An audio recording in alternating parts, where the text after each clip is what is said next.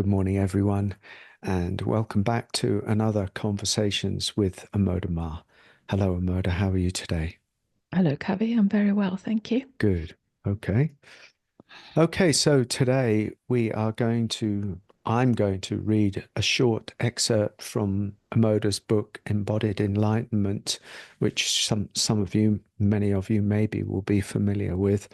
But I'm going to read a section from that, and then I'm going to be asking Amoda some questions about kind of opening up that passage. So let me start with this. Incidentally, this is from chapter 4 of Embodied Enlightenment for your reference. Whether you have temporarily glimpsed an awakened state that has vanished, the light of awakening has revealed itself as the background of your life, or you have not yet glimpsed awakening but feel inexorably drawn towards it, these words may fan the flame of truth until it becomes a furnace of radical awakeness within you. When this furnace consumes all false notions of what an awakened life should look like, the incessant search for anything other than this ever unfolding moment comes to an end. What remains is an unending river of grace, both ineffably divine and utterly ordinary. The discovery that allows you to finally rest in this river of grace does not require your past to be healed of what was broken, nor does it depend on your future being more wonderful than what is happening now.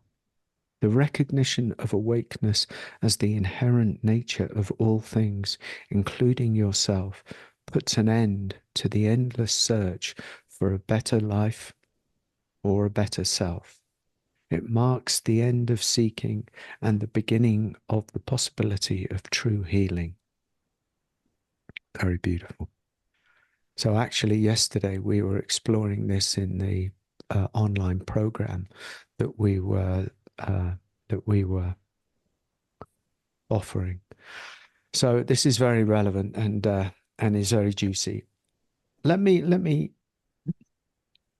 pull out a very short bit and ask you about it. Awakening, you said, isn't about adding anything, but about stripping away what isn't true. That's an important point. Is this stripping away? Let's unpack this stripping away a little bit. Is it painful? Is it effortless? Is it something we can do? Is there a struggle involved? Is it about surrender or a deep radical acceptance? Or all of these? Let's open it up a little bit. Yes. Stripping away sounds painful. And perhaps someone reading these words or listening to these words that you've just read out will interpret it as something difficult, something painful, that somehow I need to really pull away, strip away certain cherished beliefs or aspects of myself. And of course, we will resist this. And really, this is not what is being spoken to. Both from my own direct experience and from, if you like, from that seeing into the nature of how awakeness reveals itself, it really isn't something that we need to do. It really isn't something that we have to struggle with. It really isn't something as painful as trying to pull bits of yourself off. None of that is being implied here. the stripping away that's spoken of, that, yeah, in these words, really is a falling away, a natural falling away of certain false notions about the self, about me and my life, about me as the story maker, as the actually seeing, yeah, as some of these false notions about me and my life get stripped away, I start to see that I am the story maker, and that story about me and my life gets recreated in many ways, and how this is actually a false construct. Really, it's a stripping away of the veils of illusion or the veils of perception. This happened to me, and I'm a victim of that. I'm helpless. I'm wounded. I'm powerless. These are some of the false notions that we carry. They're false because they're not relevant now. Yeah, they maybe have been relevant at the time that something happened, but when they become part of our psychological structure, they start becoming veils of perception, veils through which we see our lives, and that creates the ongoing narrative about me and my life. This is what falls away. That's not something we have to do. It's something that happens naturally as we turn our allegiance away to what is more true. What is more true in this moment, in my direct experience? Not something that I'm carrying as a lens that I see through. It's the invitation to direct experience. And then that which is no longer upholding that truth, or that does not uphold that truth, falls away naturally. In that sense, it's a stripping away, but it's not painful. At least it wasn't in my experience. It's painful There, if we struggle, yeah, and have to do something. there seems to be a certain, sometimes, I know I've pointed to this, I don't want to go down this road particularly, but there does seem to be sometimes all of these elements involved in it because the investment of the self in the self was so great for so many years that, the falling away can bring some grief or some heartache, heartbreak, or something. I, I have to counter that with I don't think that's the case.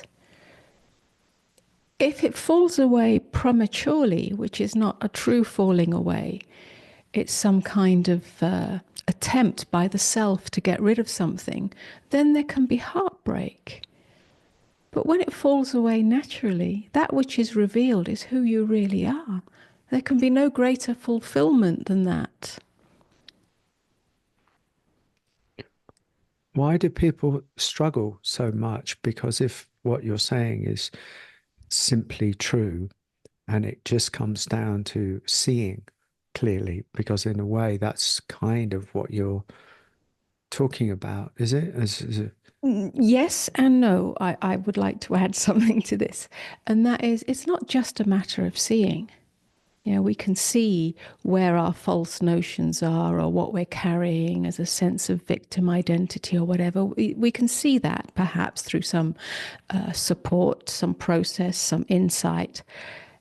But that's not the falling away. The falling away takes place when the fruit is ripe. When the fruit is ripe, that's why I say it's actually natural.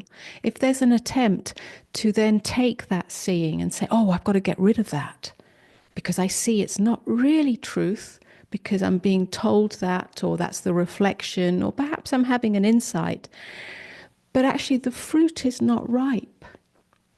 Then there Okay. will be struggle. Then there will be pain. And that's not what we're talking about. Well, And there's so many people now on the journey of awakening that they hear these words and they're invited into this. And then there is some kind of conflict that goes on. I'm saying it has to happen naturally. Okay, but if it has to happen naturally, like the fruit ripening, how does the fruit ripen?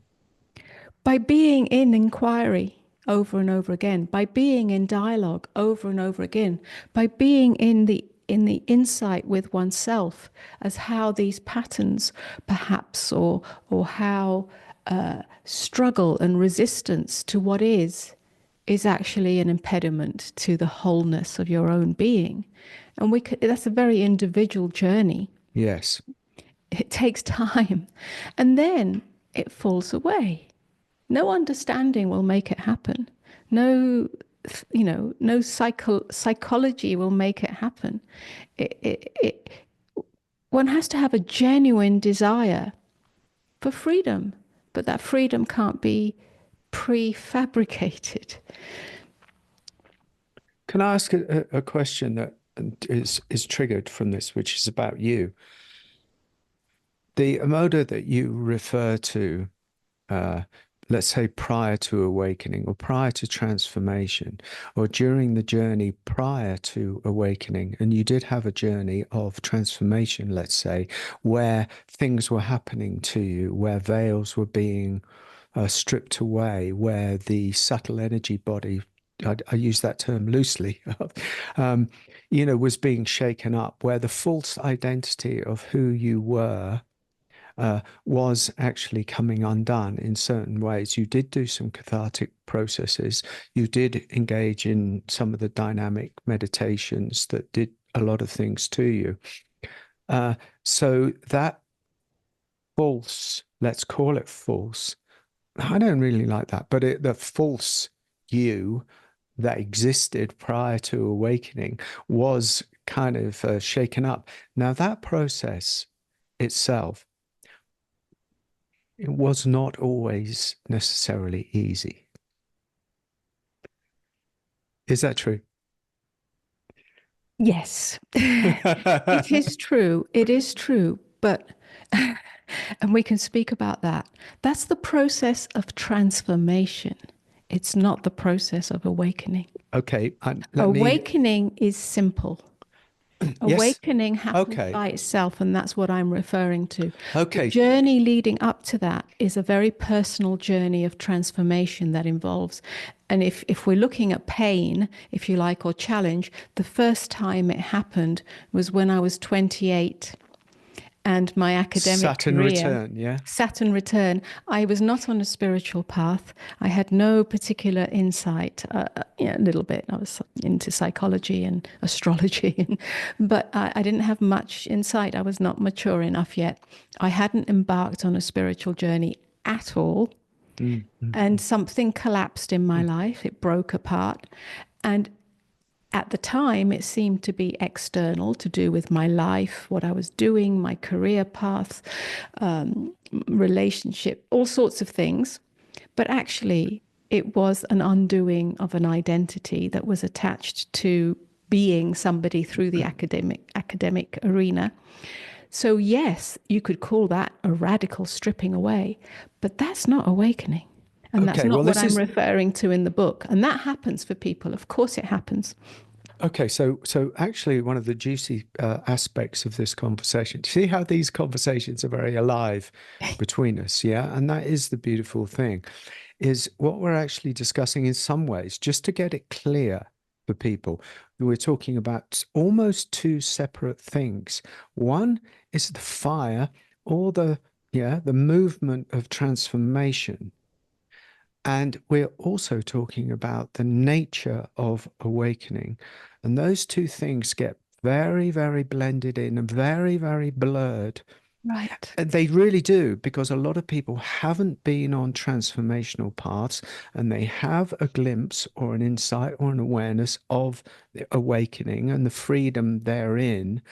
And there is a bit of a juxtaposition. I won't say problem, but thing. So yeah, that's the juice of this conversation. Yeah. Yes, yes, yes, yes. So what do they So, do? so I'm not sure which side of that particular sort of field, yeah, this kind of blurred area where we're actually addressing, because I'm not particularly interested in the transformation side. No, but we don't have to talk about the transformation side, but I want to just kind of finish that aspect of the conversation by saying, what actually, in a way, do people do then? Because we don't have to walk them through it here. If there's a glimpse, but there hasn't been some sort of personal transformation, because personal transformation is going to be ignited, the very possibility of it will be ignited by being in a field of love, having an experience of the light, seeing something more deeper that you did refer to in your first paragraph. Yeah, something reveals itself, and that can ignite then the transformational path. What do people do? Ignore it or go on it? Just that, Yeah. just to clear up that bit of the Okay. question. Yeah, it's a valid question, of course. Um, Ultimately, wherever one is on the journey, the invitation is to be with what is, yeah, and inviting a softness in that, if possible, even though something like, my Saturn return was painful, but even in that, there was a deep surrender. That's what it was about. It was a surrender to what is, which in my case was a real stripping away of the material world, yeah, the external world in all ways, apart from my health. I did that. That was the one thing that remained intact, and my mental health, psychological, although I went through a whole process with it, or a whole inner dark journey with it. But I just have to also put it into context. Most people, yeah, most people, I'll put it in the 90% of people that we speak with that come to our events are not in that early stage. Hmm. They're not like I was when I was 28, and I had no Oh, yeah. idea. Yeah. Otherwise, you wouldn't be in a spiritual meeting. You wouldn't be in inquiry. These are individuals that are coming, at least to us or to other teachers, that already have either done some inner work or have some maturity or some insight, who are really yearning for something deeper. So already there is something more going on. It's not just a bolt out of the blue, Yeah. as it Yeah. was for me. In which case it's a whole different conversation, which is not one that I'm qualified to be speaking to. So in that context, the invitation is whatever is happening, whether it's the loss of a job, the loss of a relationship, whatever, yeah, aging, to invite a softness within that, because everything is a portal to the wholeness of being that underlies all circumstances, all situations, all problems, all dramas, all losses.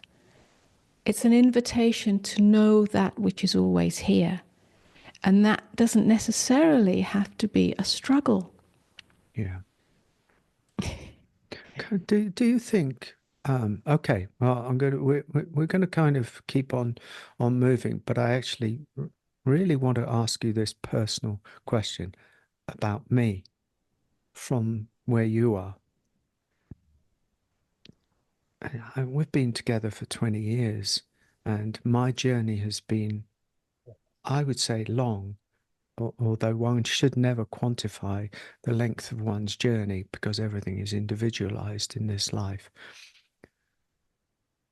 Do you experience me as going through a lot of struggle on the journey that I've actually in the last 3, 4 years have arrived at a place of greater equanimity and depth? I think that's fair to say. Something has happened. Yeah. But the preceding 15 years, in a way, I know I was ill for a long time. Was I in surrender then, or did you see struggle? Because I'm quite like a lot of people. I actually think you're quite a rare being in many ways. Yeah, it's not to adulate you, but I'm a little more like everybody else in some ways, maybe. Can you just shine a light on that? That's a very good and interesting question. um,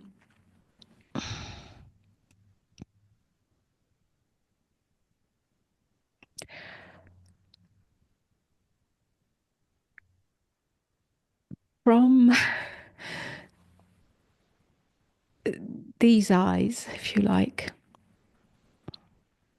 and obviously knowing you quite intimately and being with you on that journey, whilst it has been in some ways relatively slow, gradual,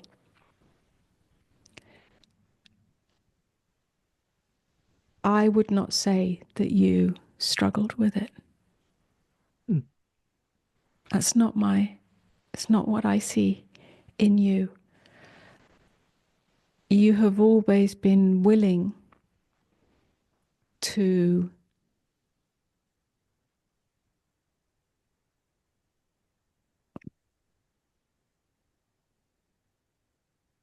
to to to to turn towards what is true. And whilst there have been some, I wouldn't say they were very big. Some I don't know what they are, beliefs about yourself or about life that might create some struggle or separation. I don't think they were huge. The difference perhaps between you and me is that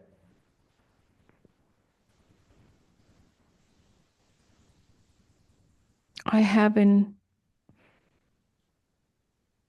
many ways been totally dedicated or devoted or only interested in the nature of consciousness, and then in liberation of this being, and your journey hasn't been totally devoted to that.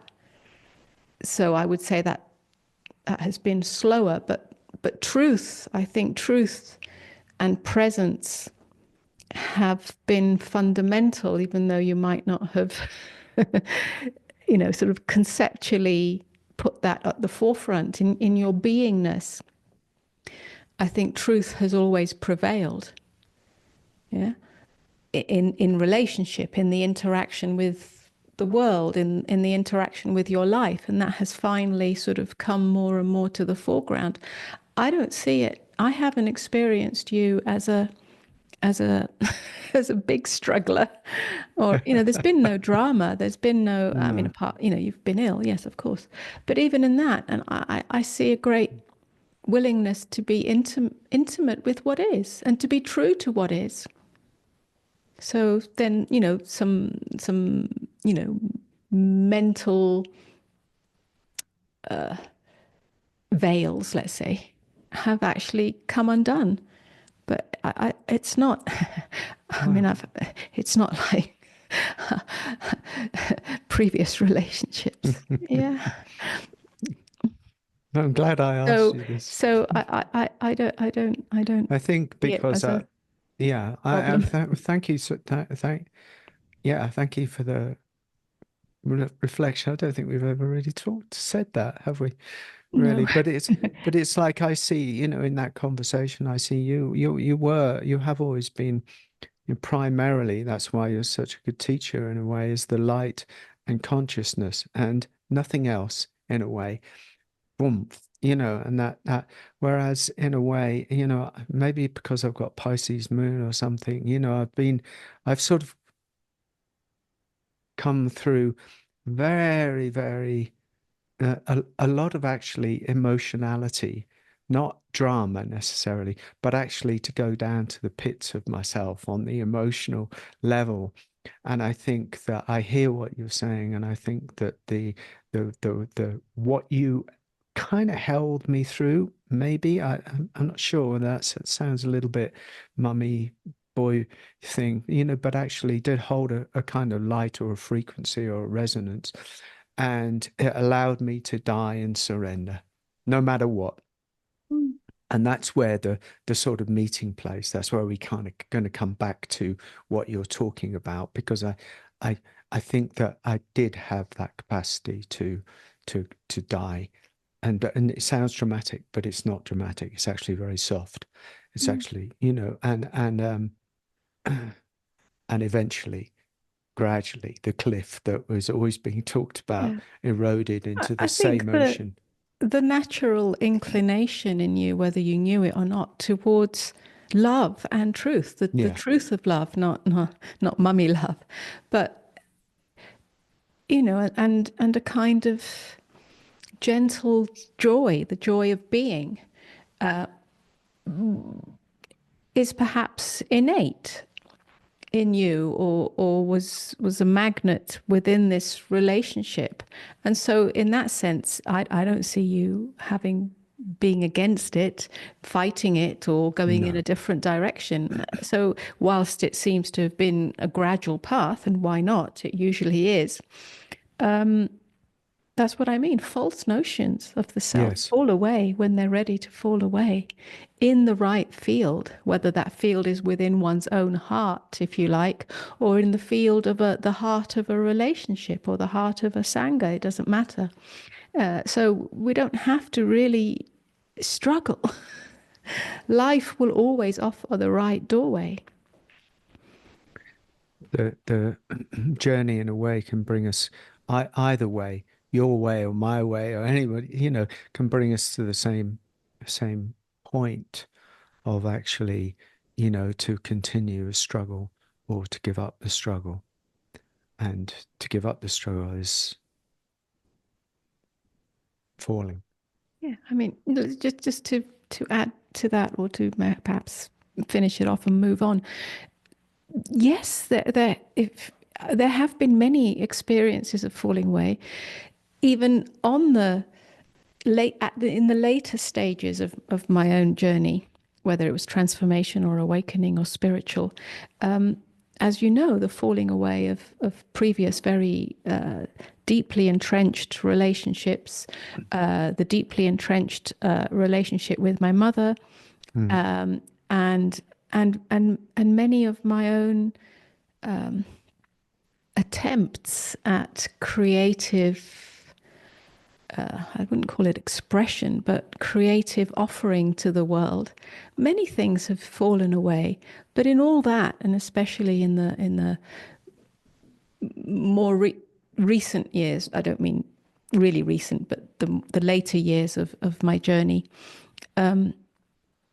there was a deep acceptance of all that. There was a deep acceptance of all of it, and that's the only way. Painful or not, it's irrelevant, really. Do you mean that when the iteration of Amoda, who was doing the transformational work in London, when we realized that that was finished, even though it was so beautiful and powerful, that it was finished, and I was on my journey of illness, and actually we went into an extraordinary, almost limboic, what seemed fallow but wasn't fallow place for really, I mean, people don't know that for years we 12 were years, I think. in nothing for 12 years. So Many it's things got stripped away, but it was like we we lived very simply. The whole movement, if you like, of ecstatic trance dance that I built up through joy, through enjoyment. There was no agenda in it, but it was very new at the time. It's not these days, but at the time it was a kind of radically new process, if you like, yeah. that drew quite a lot of people. And then when that fell away, and living in London fell away, which was a huge thing, and then all sorts of things. and yet there was such a deep surrender in that, a deep knowing that everything's okay, and what needs to fall away will fall away because something new will be born, but not knowing what that is, and not clutching at it. Where did that come from in you? Where did that deep, trust on a deeper level than the self, come from? Because a lot of people would be like extremely either uncomfortable with it or searching for what am I going to do next, or who am I going to be? Because there is even though there's an awakening happened, there's an incredible loss. I don't mean that dramatically, but it's like an absence because clients fell away, groups fell away, you know, London fell away, everything fell away. I nearly fell away.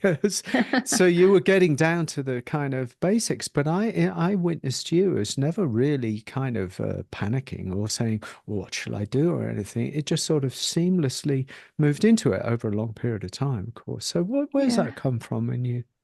Well, two things are pertinent here. That particular phase was actually after awakening. Yeah, yeah. So, in awakening, I am one with life. So, what is there to panic about?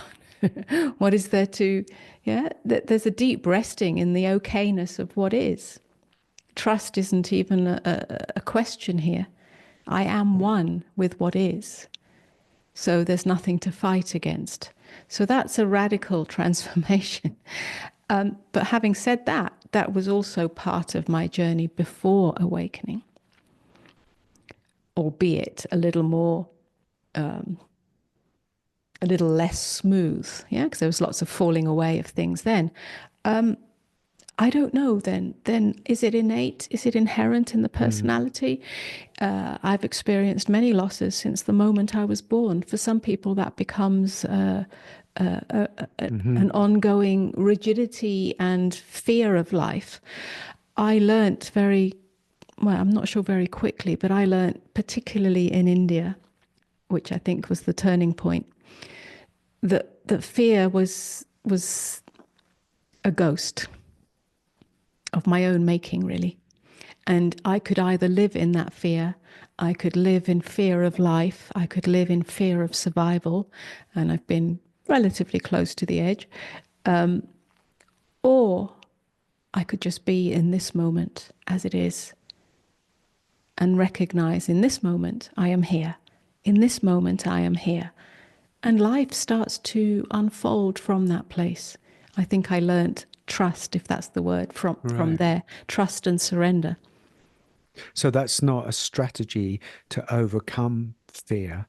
That's not fear and its opposite, which is like, I know I'm gonna, yeah, overcome it or anything. That is a very different I thing. learnt to sit inside fear in India.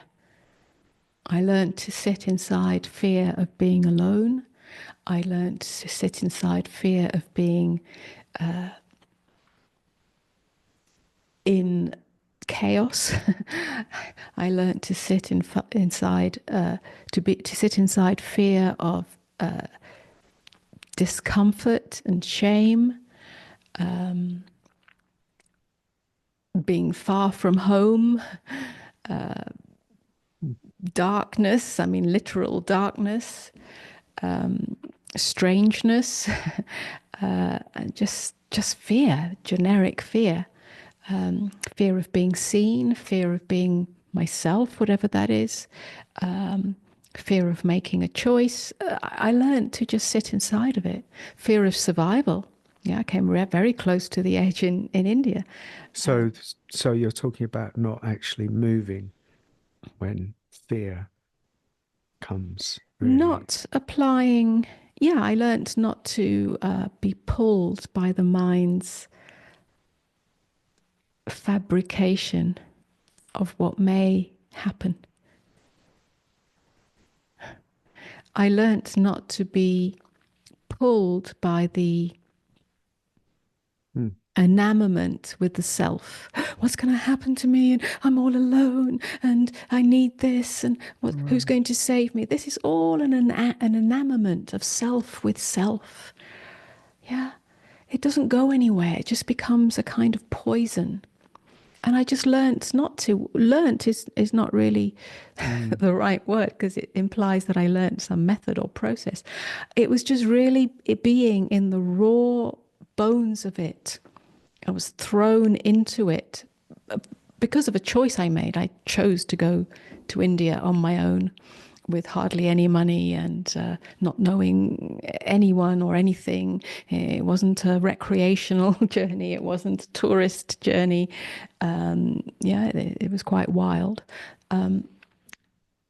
I chose that, but I didn't know what it would mean and what it would entail. But something in Mm. me just knew it, just knew how to be with what is. See, what I'm hearing in a way, in order to bring this into the context of our conversation, is that actually that was prior to your awakening, but actually in some ways was part of the ripening of the fruit and was part of the priming. Because I've never really experienced you as any fearful a fearful person at all. Neither have I experienced you as an egoically strong person.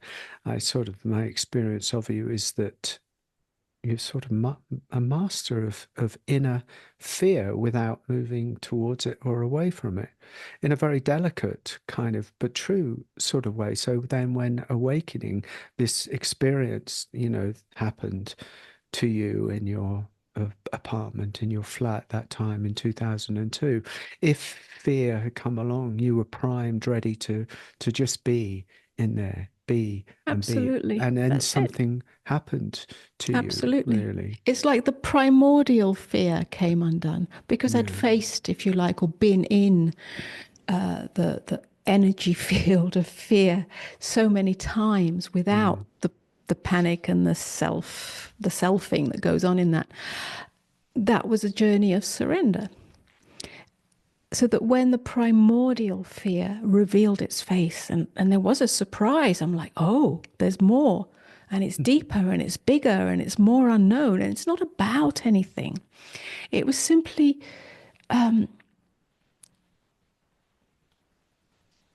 well, it started off as fear of aloneness, real aloneness, abandonment, abandonment from God. It's a primordial void. Yeah. When that revealed itself, A, it was a surprise, and B, it was like, well, it's the same. What else to do? Basically, the self dies in it. So, whichever stage it is, if you like, the invitation is always for the self to die in it. But it's such a beautiful death, and it can't happen really until the fruit is ripe. And along the way, there is ripening. So, we can't force it. Yeah. Yeah. It's not a how to.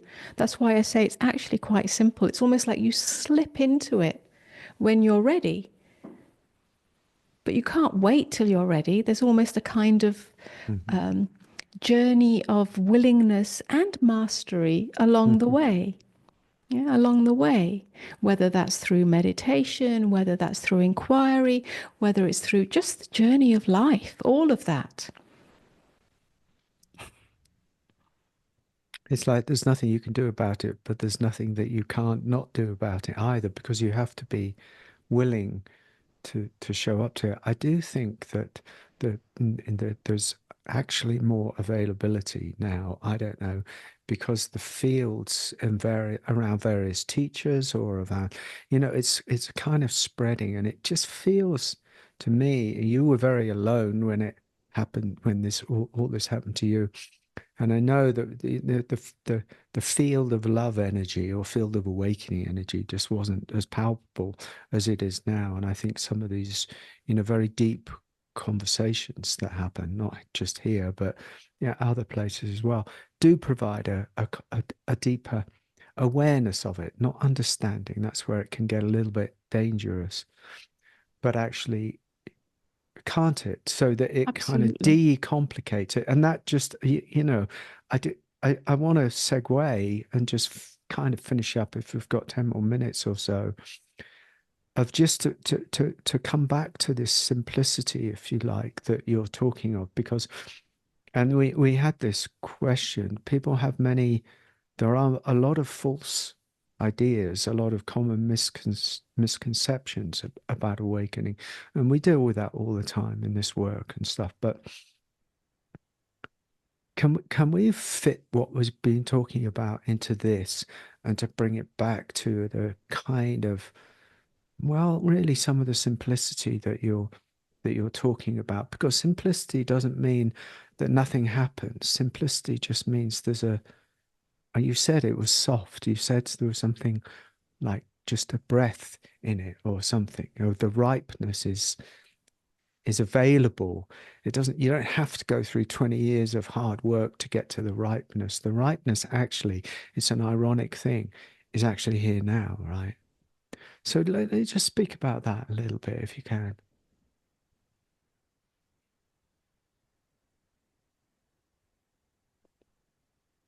Let me just pick up on that. Which aspect of that are you asking about?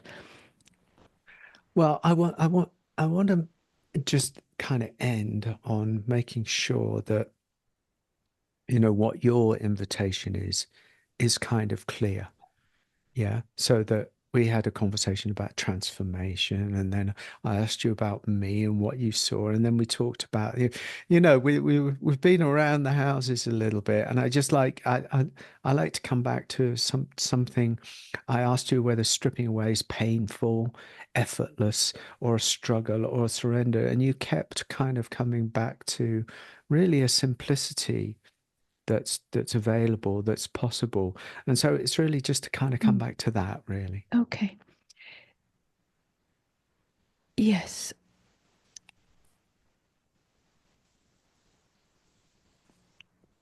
Probably one of the most clear and direct invitations for each individual, wherever you are, whatever your circumstance, whatever stage or level. I don't like the use of those terms, but wherever you are, you're on your journey of transformation or awakening or understanding or softening. The invitation really is to notice in one's life, as you go about your day, in your experience, where there is resistance. Resistance is the sign. Resistance is, if there's resistance to what is, and therefore if there's resistance, you experience tightening, you experience tension, you experience struggle, you experience fear, you experience shrinking, you experience helplessness. Yeah, everything that is a diminishment, a contraction, whether it's a psychological contraction, mental, emotional, or physical contraction, arises from resistance to what is. If we can notice that, yeah, the invitation is, if you can notice that in yourself, become attuned and notice how it is a mechanism of closure that has become habitual, that actually doesn't serve anything. It doesn't serve the outcome. It doesn't serve your well-being. It doesn't serve life's fullness. It doesn't serve love. It only serves to put you in a prison. If you can notice that, then what? Well, then you have a choice. You can carry on, or you can just simply soften in the midst of whatever it is you're trying to resist. You can just soften. You can. That's surrender. Mm. Surrender, not to anything, but surrender that mechanism that wants to shrink because it's never helped you. It doesn't help you. It's an illusion. Oh, but it's going to protect me. It doesn't protect you. It just makes you tighter. And if you're tight, you're separate from life. Life can't support you. In this moment, soften, die. That's a death. A simple death. It's like an exhale. In this moment, that's all it is. One moment at a time. That is the journey of awakening, awakening out of the dream of self that is encased in an imaginary prison of poor me. I have to tighten, I have to shrink. Just in this moment. Yeah. If anything, all the transformational work that I did, we did together, breath work, movement work, cathartic work, everything that you can mention that was put into that bag is all about the exhale. Yeah. The exhale took me to awakening. If we can continue to exhale in every moment of life, I don't care how painful it is, how difficult it is, what story the mind makes up about it, but in this moment, if you exhale, for a moment, the veils will clear and you're just here. That's all it is. Eventually, that becomes the ongoing reality or the eternal reality. One of the things, one of the misconceptions that I've noticed that we've talked about that is included here is that enlightenment or awakening is some state that's perennial, that is just fixed, and we arrive there and it's the magical Shangri-La of awakening. But I hear what you're saying is that actually enlightenment is this moment, breath out, this moment, breath out, this moment, breath out. It's always occurring. Enlightenment is always taking place in the now, in the now, in the now, not somewhere up ahead. And it becomes more graceful, more abiding, so that that breath out doesn't require so much attention. But until then, in a sense, it's in the now, in the now, in the now. That's what we. That's a beautiful way of saying it. I mean, I think yesterday in our program, our online program, I think I said something like, I live in a constant state of surrender. Well, that's what you're talking about. It's not something that has to be done. It's not a practice. There's no effort. Neither is it some sort of passive doormat kind of situation. But it's a state of surrender because it's just the softness of openness always. What is here, what is here, what is here is what is here. I suppose the Zen tradition would call it the suchness of things. The suchness of things implies the veils of perception, the veils that we perceive things through, this should be happening, this shouldn't be happening, I want this, I don't want this, I like this, I don't like this, and so on, actually come undone. And all that remains is the suchness of things. And in that suchness, far from it being a sort of dry, meaningless place, there's the natural joy of beingness arises. Yeah. It's not a superficial, peripheral joy. It's not a joy about anything. It's just a gentle okayness with how the river is flowing. And that river can flow in a gentle way. It can flow in a very quiet way, or it can be, bubbling and torrential. And it's all vibrance, aliveness.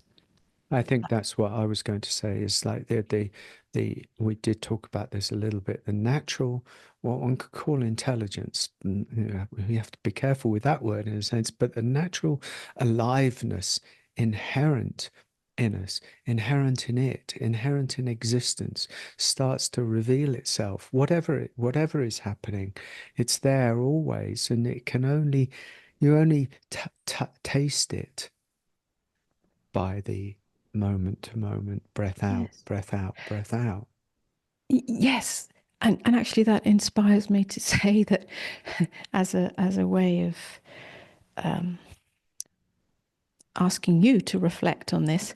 Is it not true, and I've noticed, and I think you've noticed, that as you've come to this over your long journey, to this natural state of beingness, you can call it equanimity, you can call it peace, you can call it whatever you like, but it's a kind of natural state of beingness. It's no longer veiled by certain mental beliefs, yeah, whatever they are, self constructs, let's say. Is it not true that an innate intelligence, let's call it wisdom, has arisen in you?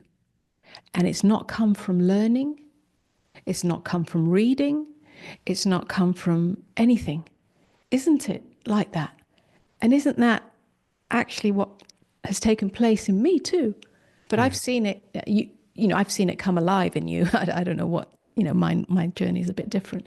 But it's like, well, where does all that wisdom come from? Where does that innate intelligence, either in the relationship with yourself, let's say, but also in your relationship with others that you may work with through our teaching, through one-to-one sessions? It's like, wow, where has that come from? Yeah. That's what happens. In awakeness, we don't come to some super elevated, super special state, but an innate wisdom reveals itself. And that wisdom is really the same for all that know awakeness. Yeah, it may have slightly different expressions and so on, but it's the same wisdom. Where does that come from? I do Isn't that not know. amazing? It's like the I do not beingness. know. Beingness itself is innate, is inherent. Wisdom It's is inherent in that. it's like when the self kind of falls away, another door opens, and inside that door is the land of wisdom, and it doesn't belong to anybody, and nobody can own it, and it's just kind of there. That's why I say natural intelligence, but that doesn't really even describe it.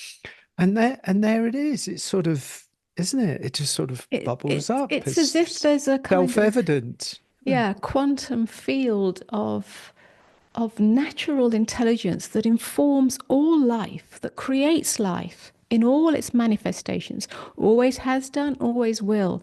And somehow we're one with that when the veils of self come undone. Isn't that beautiful? That's the divine, not to elevate it. I don't know. That's a great, great But conversation to that's have, why in what you read out, the passage you read out earlier, I think there was something along the lines of the river of grace reveals Yes. itself as ineffably divine and utterly ordinary, and that's what we're speaking of. This is ineffably divine because we're one with that divine intelligence, if you want to call it that, innate intelligence that is beyond the self. And yet it is utterly ordinary because it's only known through the suchness of things.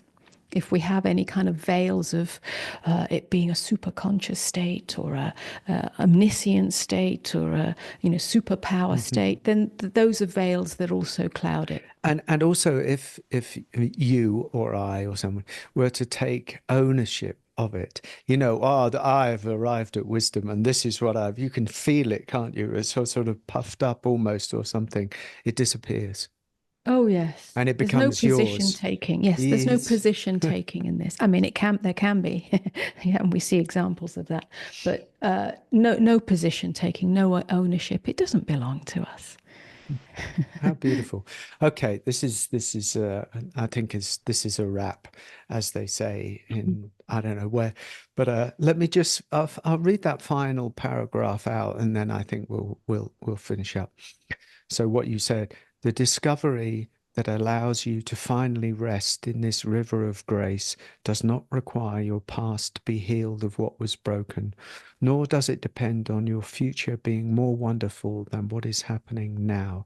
The recognition of awakeness as the inherent nature of all things, including yourself, puts an end to the endless search for a better self or a better life. It marks the end of seeking and the beginning of the possibility of true healing. Okay. once again, I've seriously and thoroughly enjoyed my conversation with you, and thank you for sharing. Um, any final words for us? Once again, I think we've said enough for now.